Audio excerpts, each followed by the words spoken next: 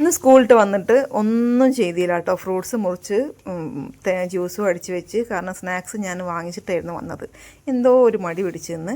അപ്പോൾ സ്നാക്സ് വാങ്ങിച്ചിട്ട് വന്ന് മടി പോലെ തന്നെ നമ്മൾ വീട്ടിൽ നിന്ന് ഉണ്ടാക്കുന്ന സ്നാക്സ് പോലെ പുറത്തുനിന്ന് വാങ്ങുന്ന സ്നാക്സ് നമുക്കങ്ങനെ അങ്ങോട്ട് നോമ്പിനൊന്നും സെറ്റാവില്ല എന്ന് മനസ്സിലായി. അപ്പോൾ കുറച്ചേ കഴിച്ചുകൊള്ളിരുന്നു കേട്ടോ. അപ്പോൾ നല്ല വിശപ്പ്. അപ്പോൾ ഞാൻ വേഗം വന്നിട്ട് നോമ്പ് തുറന്നതിൻ്റെ ശേഷം കറികളൊക്കെ വെക്കാമെന്ന് വിചാരിച്ച് മീൻ കറി കേട്ടോ ഒന്ന് വെക്കണത്.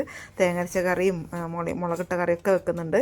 കാരണം ഇന്ന് നമുക്ക് പച്ചക്കായും പരിപ്പും കൂടി നമ്മൾ ചെറുപയറും കൂടി നമ്മളൊരു കറി വെച്ചിട്ടുണ്ട്. അപ്പോൾ അതിൻ്റെ കൂടെ കുറച്ച് മീൻ മുളകിട്ടിട്ടുണ്ടെങ്കിൽ സൂപ്പറായിരിക്കും.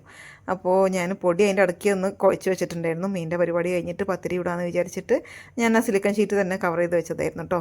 പത്തിരിയൊക്കെ ചുട്ട് കഴിഞ്ഞ് അതിൻ്റെ ഇടയ്ക്ക് കേക്ക് ഓർഡർ ഉണ്ടായപ്പോൾ അതിനുള്ള സ്പഞ്ചും കൂടി ഞാൻ ബേക്ക് ചെയ്തെടുത്ത് ഇനി നമുക്ക് കറിയൊക്കെ ഒന്ന് വറവിടണം. പിന്നെ കേക്കിനുള്ള കുറച്ച് അല്ലറ ചില്ലറ പണികളും കൂടി ഉണ്ട്.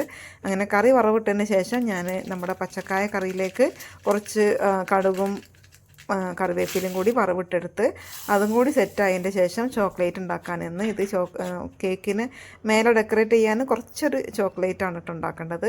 അപ്പോൾ അതിൻ്റെ പണിയും കൂടി കഴിഞ്ഞ ശേഷം ഞാൻ വേഗം പോയി ചായ കുടിച്ച് നല്ല പത്തിരിയും പച്ചക്കായ കറിയും അതിൻ്റെ കൂടെ മുളയാറും കൂടി വയ്ക്കുമ്പോൾ നല്ല കോമ്പിനേഷനാണ്. ഞാൻ എല്ലാ പണിയും കഴിഞ്ഞിട്ടാട്ടോ കേക്കിൻ്റെ പണിയിലേക്ക് നിന്നത്.